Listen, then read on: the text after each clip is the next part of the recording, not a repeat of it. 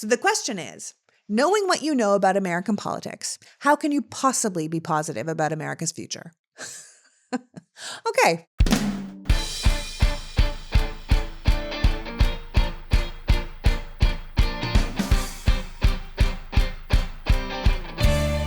Hello, and welcome to the PoliticsGirl podcast. I'm your host, Lee McGowan. Let's get into it. Today is a special episode with a sneak peek of what the PoliticsGirl premium subscribers will get with our very first Ask Me Anything episode, where political warriors and champions have the opportunity to write in questions that I will answer directly as bonus content. We wanted to give everyone a chance to hear some of the perks we'll be offering to our premium subscribers, so we're dropping the very first AMA episode here today. To have access to the AMA content in the future and for the ability to ask questions, please consider becoming a PoliticsGirl Premium subscriber at politicsgirl.com/premium to sign up for one of our subscription packages. Now, before we jump into the AMAs, it is, of course, also the 4th of July. So I thought we would start with a little history lesson around the day because it's hard to know where we're going if we don't know where we've been. Growing up in Canada, I was always a bit jealous of the patriotism I saw in our American neighbors. People were just so outwardly proud of being from this country. I mean, Canadians are proud of being Canadian, but it wasn't until recently that we did anything remotely rah-rah. America just had that we're number one thing in the bag, just waving their stars and stripes and proudly being from the land of the free and the home of the brave. But later, that star-spangled excellence you always saw on display at, say, the Olympics has veered dangerously away from patriotism into nationalism. The Trump years, with their America First rhetoric and stay out of our country nativism, and its rallies full of hateful people decimating the flag code, the question of patriotism has evolved into the question of what makes an American, who has value in this country and who does not. Under Republican policies, women are now second-class citizens, with less rights than men to their own bodies. The LGBTQ+ community is being demonized and demoralized. Immigrants are derided, with Republican candidates running on closing the borders, and Republican leadership passing laws to ban the teaching of Black history and the Holocaust. It feels like America has been split in half. Those who proudly wave the flag while insisting American freedoms are only for some, and those who believe American freedoms are for all and miss being proud of the flag. The 4th of July, also known as Independence Day, has been a federal holiday in the U.S. since 1941, but the celebration of our independence goes back to the American Revolution. We have to remember that even after violence and hostility broke out between the American colonists and the British forces in the mid-1700s, many prominent colonists were still very reluctant to break away from Britain, insisting that they were loyal subjects, even as they resisted what they saw as the king's tyrannical laws and unfair taxation. According to the History Channel, complete independence was not the original goal of those dissatisfied colonists, and those who did seek independence were often considered radicals. But then came Common Sense by Thomas Paine. This 47-page pamphlet, which was the 18th century equivalent of a paperback book, took colonial America by storm, making persuasive critical arguments for declaring independence from England. Many famous historians credit Thomas Paine's writing for inspiring the American Revolution and shifting the American sentiment toward independence. Paine argued the colonists should go beyond merely resisting British authority to encouraging them to realize that they weren't British at all. They were American.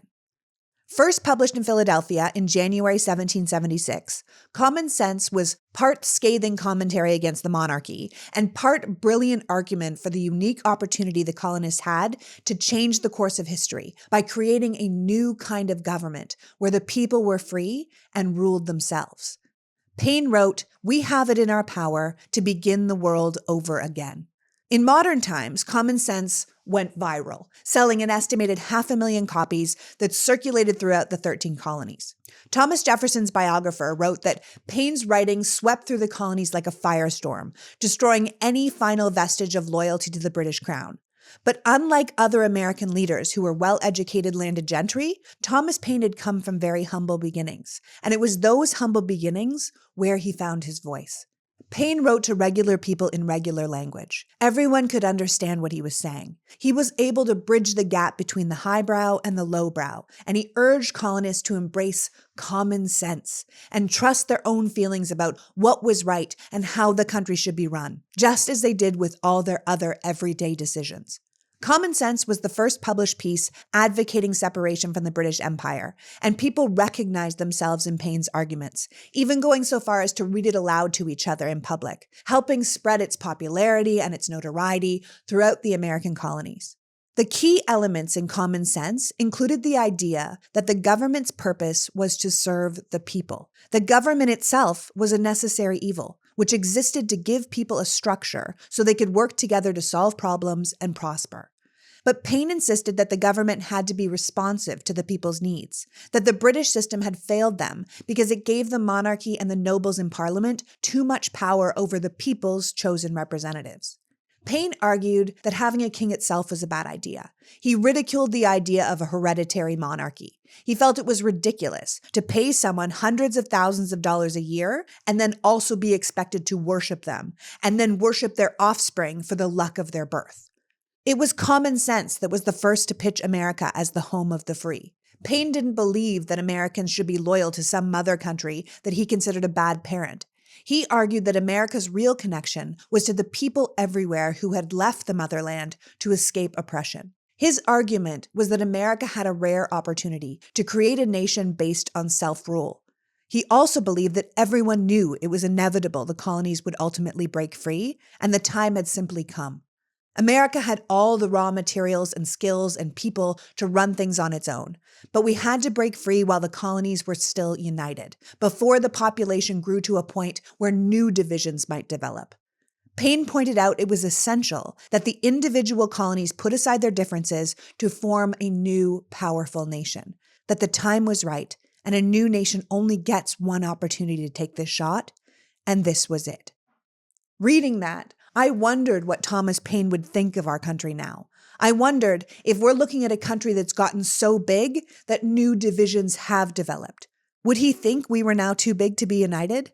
I hope that's not true, but that'll come down to our people's desire and our government's ability to bring us together. Which goes back to common sense. In Thomas Paine's mind, the country couldn't work together without a strong central government and a constitution to protect individuals' rights, including the freedom of religion, which many colonists really responded to because they resented being forced to pay tithes to a church that they didn't belong. Again, our founding principles are resonating today. As our country splinters with individual states taking more and more steps to strip people of their rights, we see the need for a strong central government to protect the rights of the people. All the people, no matter where we live or what we worship or who we love. We need new laws and maybe even new amendments to enshrine those rights into our national consciousness and stop the shredding of our individualism for the sake of top-down authoritarianism. The mass popularity of common sense made it almost impossible for colonial leaders to be wishy-washy on their stance against the British. John Adams wrote to his wife in April 1776 that common sense was like a ray of revelation, come in seasonably to clear our doubts and fix our choice. Paine's pamphlet, which promoted the idea of American exceptionalism and the need to form a new nation to realize its promise, not only attracted public support for the revolution, but put the rebellion's leaders under pressure to formally declare independence. Within a few months of its publication, the Continental Congress had instructed each colony to draft new state constitutions, an act that set the colonies clearly on the path to declaring independence. There are many historians who argue that Thomas Paine's pamphlet might have actually done more than the Declaration of Independence to unify Americans and win converts to the cause. In fact, Harvey J. Kaye, the author of Thomas Paine and the Promise of America, says that during the Revolution, most Americans thought common sense was the revolutionary document, not the Declaration of Independence. Some call Thomas Paine the forgotten founder, since he hasn't received as much recognition as the other important figures in the revolution. In fact, it wasn't until December of 2022 that Democratic Congressman Jamie Raskin introduced a resolution to create a Thomas Paine Memorial in Washington, D.C. As the Thomas Paine Memorial Association writes, the bill would authorize a statue of this overlooked hero of American independence in the nation's capital, finally righting a historic wrong. Even after America's victory over the British, Thomas Paine's influence continued, with some of his ideas finding their way into the U.S. Constitution and the Bill of Rights.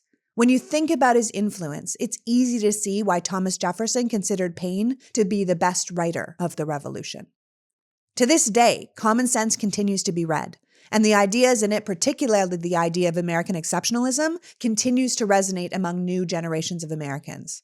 We should probably note that in Paine's time, American exceptionalism was based on liberty, egalitarianism, individualism, and democracy. But over time, that's changed, and it now carries with it the implication that Americans are in some way superior to others, which is less appealing to the majority of us, but deeply appealing to about 30% of us. But back to history. On June 7th, 1776, the Continental Congress met at the Pennsylvania State House, which was later called Independence Hall, in Philadelphia, and the Virginia delegate, Richard Henry Lee, introduced a motion for the colony's independence. As you can probably imagine, there was heated debate on the subject, so much so that the group postponed the vote on the resolution, but appointed a 5-man committee to draft a formal statement that would justify breaking with Great Britain. That committee included Thomas Jefferson of Virginia, John Adams of Massachusetts, Roger Sherman of Connecticut, Benjamin Franklin of Pennsylvania, and Robert Livingston of New York. Their writing must have been very persuasive, because a month later, on July 2nd, 1776, the Continental Congress voted in favor of Lee's resolution for independence by a near unanimous vote. At the time, the New York delegation abstained from voting, but later chose to vote yes, making it fully unanimous. That day, John Adams wrote his wife, saying July 2nd will be celebrated by succeeding generations as a great anniversary festival, and that celebration should include pomp and parade, games, sports, guns, bells, bonfires, and illuminations from one end of the continent to the other. On July 4th, the Continental Congress formally adopted the Declaration of Independence, which, by the way, was largely written by Thomas Jefferson. And July 4th has been celebrated as the birth of American independence ever since. Fun fact, John Adams was pissed that we chose to celebrate on the 4th when we had voted for independence on the 2nd, and would repeatedly turn down invitations to come to July 4th events in the future. Another fun fact, John Adams and Thomas Jefferson both died on July 4th, 1826, 50 years after the Declaration of Independence was formally adopted. As far as celebrations, before the Revolution, colonists had annual celebrations on the King's birthday, which included the ringing of bells and bonfires and speech-making. In contrast, during the summer of 1776, some colonists celebrated the birth of their independence by holding mock funerals for King George, as a way to symbolize the end of the monarchy's hold on America and the triumphs of liberty. Festivities of the day included concerts and bonfires and parades and the firing of cannon and muskets that were usually accompanied by public readings of the Declaration of Independence, and they began immediately after the Declaration was adopted. The first official commemoration of July 4th as Independence Day was in Philadelphia in 1777, while we were still very busy with the ongoing war. For memory's sake, the Revolutionary War wasn't actually over until 1783, when the Treaty of Paris was signed, granting the new United States of America full independence and recognizing its borders. George Washington issued double rations of rum to all his soldiers to mark the anniversary of independence in 1778, and then in 1781, several months before the Battle of Yorktown, which you might remember from Hamilton was a key American victory in the war, Massachusetts became the first state to make July 4th an official holiday. Fun fact, the first state in the Union was actually Delaware. After the Revolutionary War, Americans continued to commemorate Independence Day every year in celebrations that allowed the new nation's emerging political leaders to address citizens of the country and create a feeling of unity among all of its people. A sense of unity we could probably really work on 250 years later. And yet, perhaps there is historical precedent for division that predates even the Civil War. Because by the late 1700s, the two major political parties in America, the Federalists and the Democratic Republicans, began holding separate 4th of July celebrations in many major cities. After the War of 1812, when the United States once again fought the British, the tradition of the patriotic 4th of July celebration became even more widespread. By 1870, the U.S. Congress made July 4th a federal holiday, and by 1941, that provision was expanded to make it a paid holiday for all federal employees. Over the years, the political importance of July 4th would decline, but the symbolic importance of Independence Day remained. The The most common symbols of the holiday are, no surprise, the American flag, anything red, white, and blue, and the national anthem, the Star-Spangled Banner, which was written by Francis Scott Key, not during the American Revolution as I always thought, but in 1814, during the War of 1812. And for the record, it wasn't adopted by Congress as the national anthem until 1931. Did you know that? Because I didn't. Finally, we can't finish an overview on American Independence Day without mentioning Juneteenth, which was just celebrated on June 19th. If you didn't see my rant on that day, maybe go back and watch it, but I think it's important to mention Juneteenth here because the 4th of July 1776 didn't include Black Americans, because at the time, Black people were still enslaved. So understandably, many Black Americans will never see July 4th as a date that symbolizes their independence or their freedom. June 19th, or Juneteenth, marks the day in 1865 when Union soldiers arrived in Galveston, Texas to enforce the emancipation of the slaves, 2.5 years after Abraham Lincoln signed the Emancipation Proclamation. Now, a lot of people think the Emancipation Proclamation ended slavery in America, but it didn't. It left a lot of states out. It exempted certain parts of the Confederacy, and its entire premise was completely dependent on the Union winning the Civil War. What it did do was give the North a boost, capturing the hearts and imaginations of millions of Americans and fundamentally transforming the character of the Civil War into being about freedom. We have to remember that the Civil War was not started to free the slaves. It was started when the Southern states seceded from the Union and the Northern states fought to keep the Union together. It wasn't until about halfway through the war that Lincoln saw the bigger picture and signed the Emancipation Proclamation. Between 1820 and 1861, anti-slavery sentiment had risen across America, but the abolitionists were sadly few in number and had little access to political power. As a group, they also didn't always share the same beliefs about the future of African Americans, so their tactics often varied or even competed. While the American Anti-Slavery Society published the horrors of slavery, the radical abolitionists sought political power and endorsed anti-slavery candidates, and others, such as Harriet Tubman and John Brown, took more direct action in their communities. By 1860, slavery had splintered the nation along regional lines. So when we got to electing a new president that year, instead of the 2 political parties, 4 political parties ran candidates for president, 2 from the South and 2 from the North, which meant that Republican Abraham Lincoln won the 1860 election with less than 40% of the popular vote and without winning one Southern state. News of his victory caused many Southern states to secede from the United States. According to the African American History Museum in Washington, D.C., Abraham Lincoln had always been against slavery, believing it was unjust and placed too much power in the hands of wealthy men. But he just wasn't sure if African Americans should have United States citizenship. Lincoln began the Civil War believing that African Americans should be sent out of the country after becoming free. But over time, his views changed, in part credited to his relationship with Frederick Douglass. By the end of his life, he was speaking in favor of Black voting rights. Slavery wasn't actually abolished in the United States until almost 2 years after the Emancipation Proclamation, with the passage of the 13th Amendment in the Senate in April 1864 and in the House on January 31st, 1865. Juneteenth is therefore a commemorative holiday that celebrates the day in 1865 when the winners of the Civil War arrived in the last town in the South to ensure enslaved people were free. Over the years, Juneteenth has been called Freedom Day, Emancipation Day, Black 4th of July, and the Second Independence Day. So as someone smarter than me said, don't think of Juneteenth as competing with the 4th of July. Think of it as completing it, because none of us are free unless we're all free. So happy Independence Day, no matter what date you celebrate. At the end of the day, America was founded to be a nation that represents freedom and liberty, a democratic ideal that the rest of the world could look to for inspiration. And if it doesn't feel like that right now, then I recommend it's time we get down to work. As President Obama recently said in his interview with Christina Amanpour, democracy is not self-executing.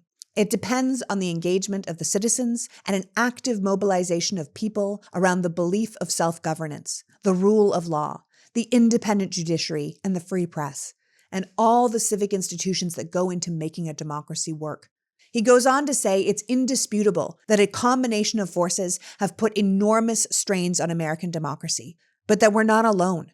We've seen a backlash against democratic ideals around the world. Democracy is under threat everywhere. The question is, what are we going to do about it? Obama says democracy and the values of liberty and freedom will only win if we fight for it. But we have to acknowledge that our existing democratic institutions are creaky and they need to reform. In that, I couldn't agree more. Now, let's take a quick break and thank the sponsors who are supporting this episode, and we'll be back with our first set of Ask Me Anything questions right after this.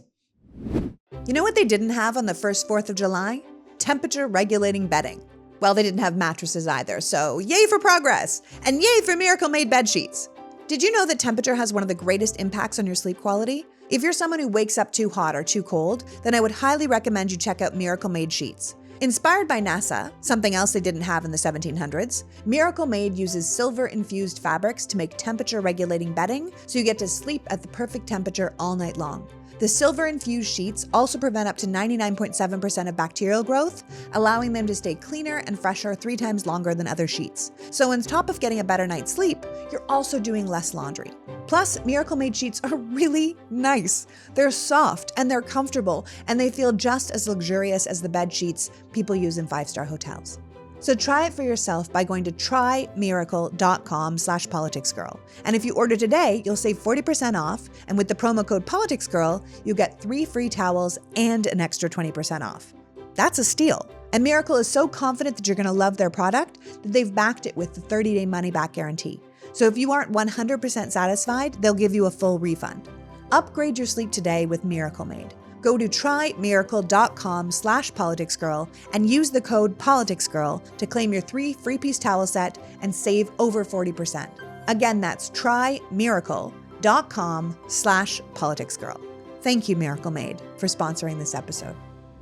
Today's podcast is also sponsored by Manacora Honey, but more specifically by our jar of Manacora Honey, which comes to us from Colin, one of the Manacora's beekeepers. Now I know that because every batch of their Manuka honey comes with a unique QR code on every jar so you can verify where the honey comes from and who got it for you. Did you know that the best honey in the world comes from New Zealand? They're like the bee colony superstars. And in the remote forests of New Zealand, there's a specific group of bees who feed on the nectar of the Manuka tree, making a super honey. Manuka honey is called super honey because of its unique combination of antioxidants and prebiotics, including a natural antibacterial compound called MGO that only comes from the bees harvesting the nectar from that specific tree. My husband Sean, who's a real honey connoisseur, is really enjoying the MGO 600 plus grade honey. He loves the flavor and creamy caramel texture and believes it's an incredible addition to his morning smoothies. Manacora honey is available in a range of easy-to-use formats, including squeeze bottles and compostable honey sticks. If you head to manacora.com/politicsgirl or use the code PoliticsGirl, you'll automatically get a free pack of honey sticks, a $15 value with your order. That's manukora.com/politicsgirl or use the code PoliticsGirl to get a free pack of honey sticks. You haven't tasted honey like this before, so indulge and try some honey with superpowers from Manacora. Maybe you'll even get a batch from Colin as well. And now, on to the AMAs. One of the things Obama said in his interview is that he remains optimistic about American democracy because of the young people he meets around the world. He says young people still believe in the fundamental dignity and worth of the individual and that they deserve to have agency in determining what their lives are going to be like. His comment both reminds us of Thomas Paine's words about the worth of the individual and leads me into my first Ask Me Anything question. So the question is, knowing what you know about American politics, how can you possibly be positive about America's future? Okay, so I'm positive about America's future because I know that despite the loud and hateful minority who seem to get all the airtime, they're only about 25% of the country at best. These are the people that would strip us of our vote and turn us into some sort of Christian fascist theocracy, who would dictate what we can learn and read and teach, who would decide who we're allowed to be and who we're allowed to love. These are the people who preach the eradication of trans people and want to force women to stay in bad marriages and stay pregnant against their will. And these people are powerful, but they're scared. They're scared of losing power, scared of change, scared of progress, scared of equity. They're scared of the electorate.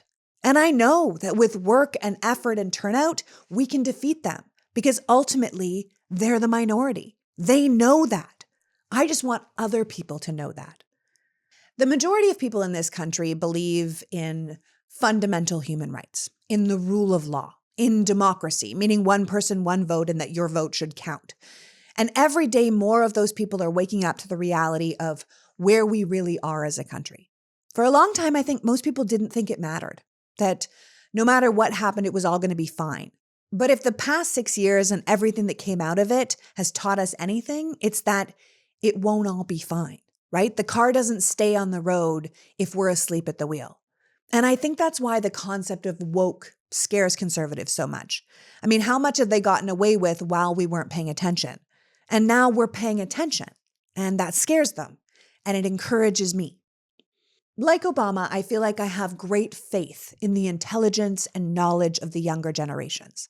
In the last couple of elections, young people have turned out to vote in record numbers, to vote for a party who believes in bodily autonomy and human rights and a world that would fight against racism and bigotry rather than encouraging it.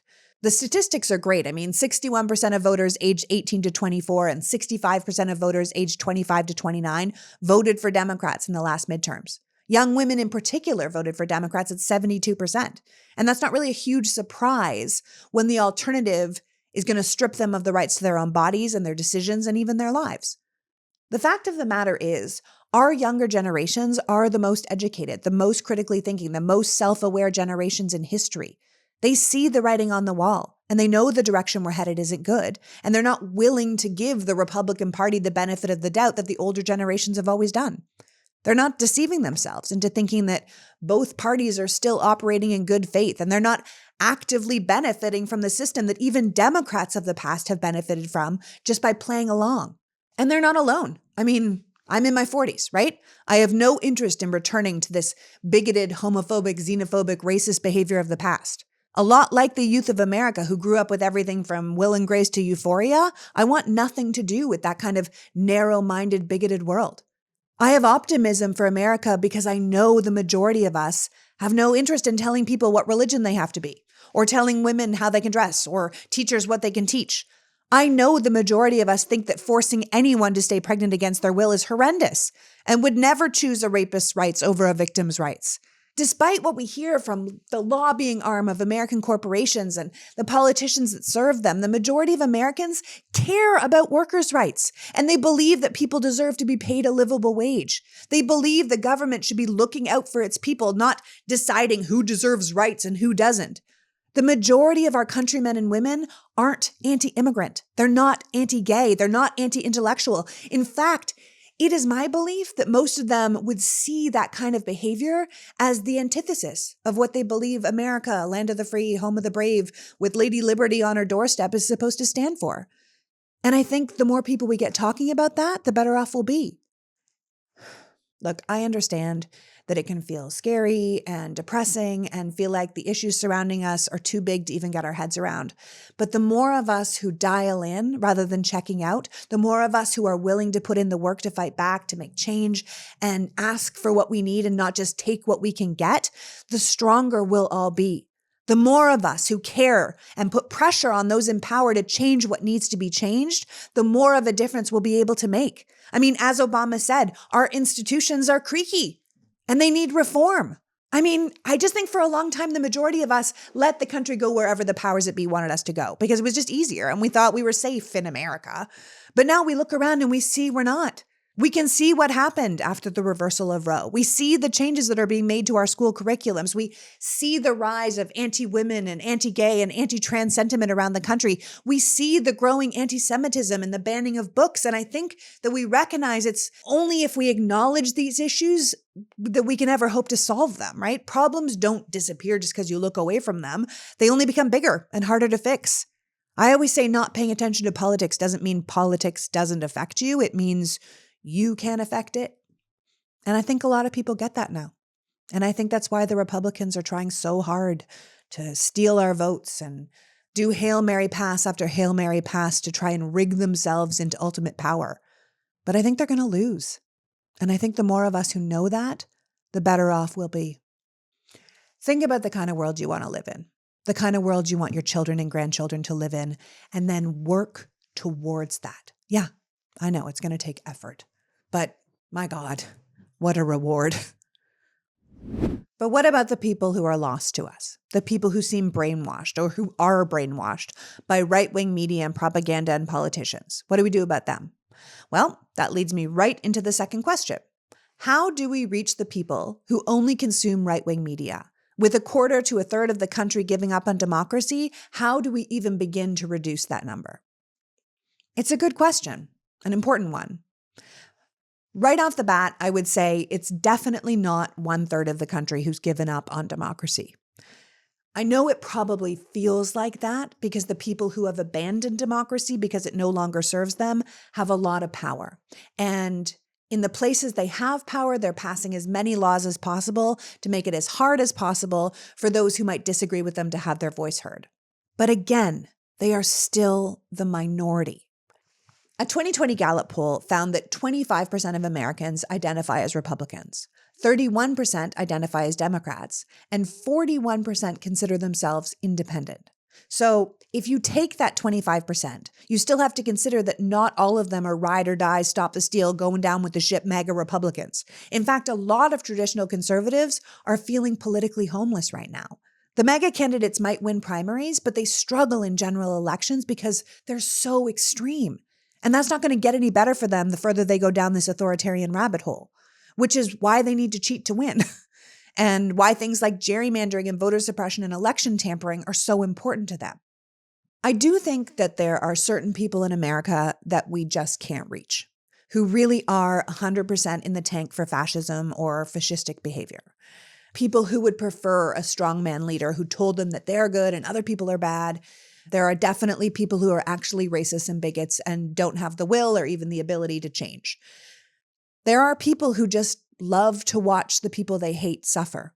And a lot of them believe America is a white Christian nation and they're not going to bend on that. And we just have to accept that we are not reaching those people, that those voters and the representatives who support the ideals of those voters just have to be defeated. And we have to do that in the next couple of elections, or that group will amass too much power that defeating them will have to include violence, which I think is something that we would all like to avoid. Ultimately, though, I don't think we should be wasting our time focusing on those lost people. I think our attention would be better spent on those who aren't paying attention. I did a rant recently in response to someone writing me and saying, "What can I even do? I have no power." And I was saying to them, that's just not true. Right? Take Florida, for example. The Republican legislature drew gerrymandered maps to favor their party. Ron DeSantis ignored those maps and drew even more gerrymandered maps. When he was rightfully accused of cheating, which of course is what he was doing, the case went all the way up to the Florida Supreme Court. But Ron had appointed the majority of justices on the court, so they ruled in his favor, and those maps stood for the midterm elections. And yeah, that is some shady cheating bullshit. But what we need to remember is that Florida didn't have some insane red wave in the midterm that should make us all so worried and impressed with Ron DeSantis' popularity or his policies. Florida simply suppressed blue votes to make sure a lot of them weren't counted. And yeah, that feels depressing and it feels infuriating. And we know it's happening in other red states across America, but we would only be powerless if we were voting at 100%. If we had 100% registration and 100% voter turnout, and this was the result, then yeah, there would be no way to stop this kind of cheating and people would be right to feel demoralized. But we don't have 100% voter registration. We don't even have 100% turnout of registered voters. Some elections, the turnout is under 20%. Most elections are around 30%. Florida had a 40% turnout in the 2022 midterms. Of 17.5 million potential voters, just under 8 million people came out. So as I say in my rant, we aren't fucked. We're challenged. What would Florida's election result have looked like if 10, 20, 30% more people had come out? You want to make a difference? Sign up to register people to vote. Join Get Out the Vote efforts. Help make sure people go to the polls on election day. And for goodness sakes, talk about politics. Talk about freedoms. Talk about what you want from your government. Get people to understand what's on the line so they aren't as swayed by their idiotic media feeds or the misinformation they hear from people who are. We've been told to not talk about politics our whole life, and yet politics affects every single part of our lives, from how fast we can drive to if we live through a pandemic. Now politics is telling us if we get to live or die in a pregnancy. It's nuts. It's something we need to be talking about all the time. Now, that doesn't mean you have to be some militant political activist banging your fist on the dining room table, but it does mean you need to be taking the time to understand what's really going on in your country and sharing that information with your people, your family, your friends, your coworkers. We need to open people's eyes to how important who's in charge is and how much the policies they create really affect our lives. And as far as right-wing media, I think it comes down to regulation. We used to have something called the Fairness Doctrine, which was a policy created in 1949, which required those who had broadcast licenses to present controversial issues of public importance in a manner that was honest and equitable and balanced. And it was killed by the Reagan administration. And then things kind of went off the rails. That was the birth of right-wing radio, particularly Rush Limbaugh, and the media being allowed to only tell one side of the story.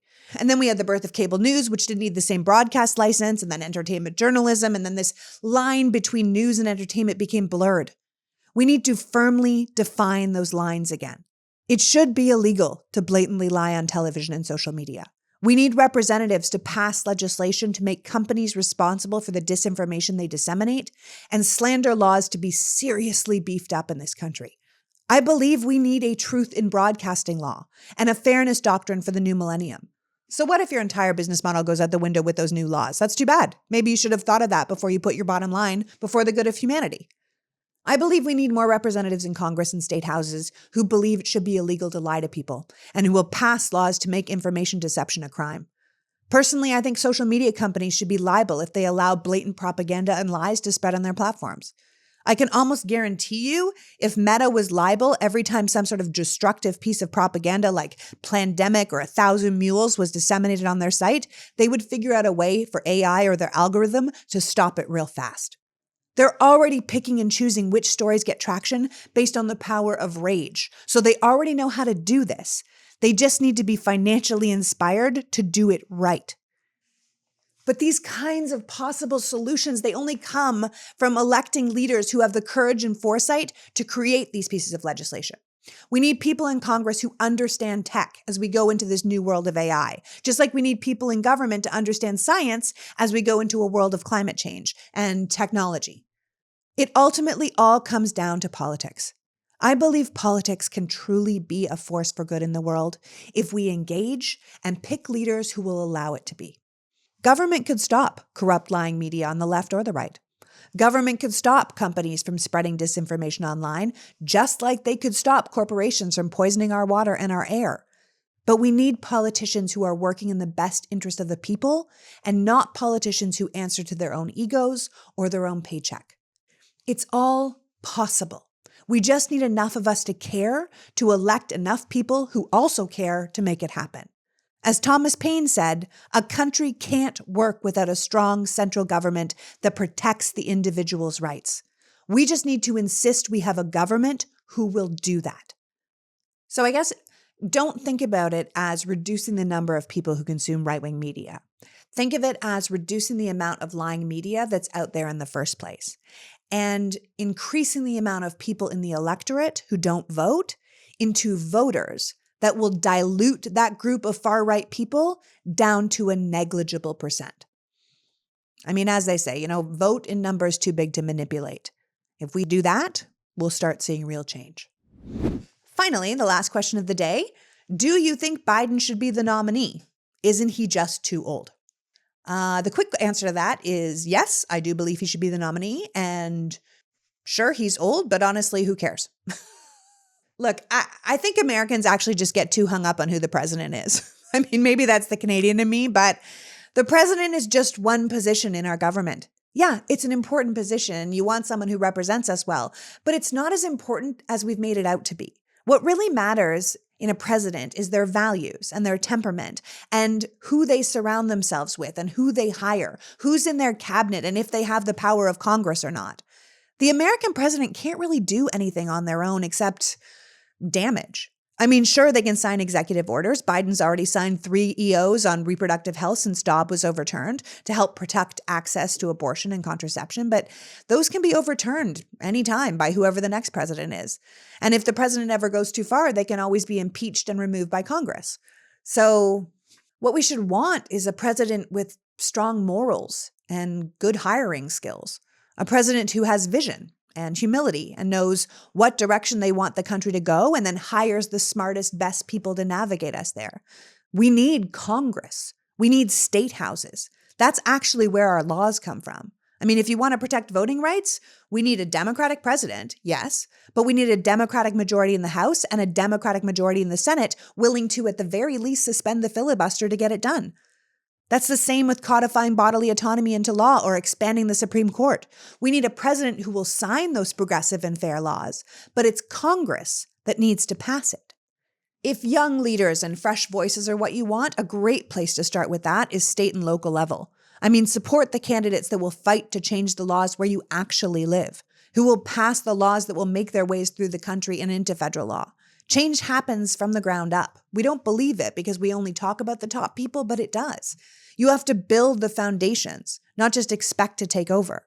That's why the Marianne Williamsons and the Andrew Yangs of the world have always kind of bothered me. I mean, why are you starting at the top job when you've never been in government before? You can't make real change from the presidency without Congress, and you can't get Congress on your side if you have no idea how the system works.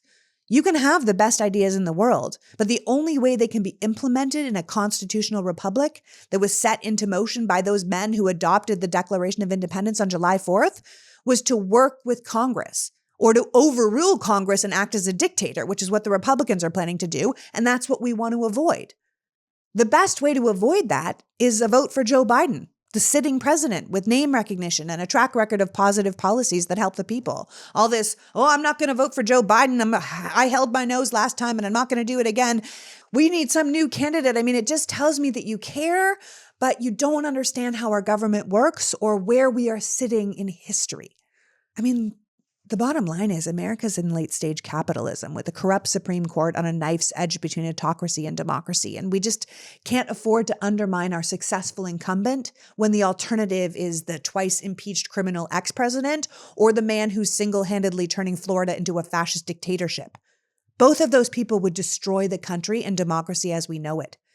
At the end of the day, Joe Biden is a strong leader who has the kind of wisdom and gravitas we need at this time in history. He got more accomplished in 2 years than any president since FDR. Not to mention, in an increasingly cynical world, he's a good and decent man who's surrounded himself with an incredible, talented, and very young staff. He understands what he's doing. He has thoughtful plans for the future that include women's rights and gay rights and workers' rights and voters' rights and higher minimum wage and lower healthcare costs and environmental protections. Joe Biden's foreign policy experience and humility gathered world leaders together to build a coalition to support democracy in Ukraine. NATO's never been stronger. Biden lowered our deficit. He lowered our unemployment. He raised our reputation around the world again. He can run on all of that. We don't need to replace him. We need to spend our time and money giving him a bigger majority in Congress so we can get more accomplished. Yeah, he's old. He talks old. He's like a goofy grandpa who talks slowly and says things like malarkey. Who cares? By every measurable metric, he's an excellent leader surrounded by excellent people, and he doesn't think he alone can fix it. If we didn't have lying propaganda networks and self-serving chaos agents in Congress constantly trying to tell us that he's some sort of demented, evil pedophile out to ruin the country with his crime family, and you just looked at the facts of his presidency on paper, there would be zero debate that he was doing a bang-up job. I'm excited for the future of leadership in this country. But we're not getting any of those people if the Democrats lose in 2024. We'll regress faster than anyone can possibly imagine. Joe Biden is a great president, a good man, and he is certainly better than any alternative the Republicans could put up. And if you believe in democracy and you want to win, then how you feel about him is ultimately irrelevant. We need to pick our battles right now. And second-guessing Joe Biden right at this moment in time is a waste of our energy. He can win, and we need him to win. So that's it. A little history lesson and some questions answered. Thank you to everyone who sent in their questions. I can't promise I will always get to all of them, but I'll certainly make a concerted effort. Remember, if you want access to these AMA bonus contents in the future and you want the ability to ask your own questions, go to PoliticsGirl.com/premium and pick a package. Now, go have a hot dog, watch some fireworks, and use your common sense. Until next week, PGR. The Politics Girl podcast is written and performed by me, Lee McGowan, in partnership with the Midas Media Network, and produced and edited by Happy Warrior Entertainment. All rights reserved.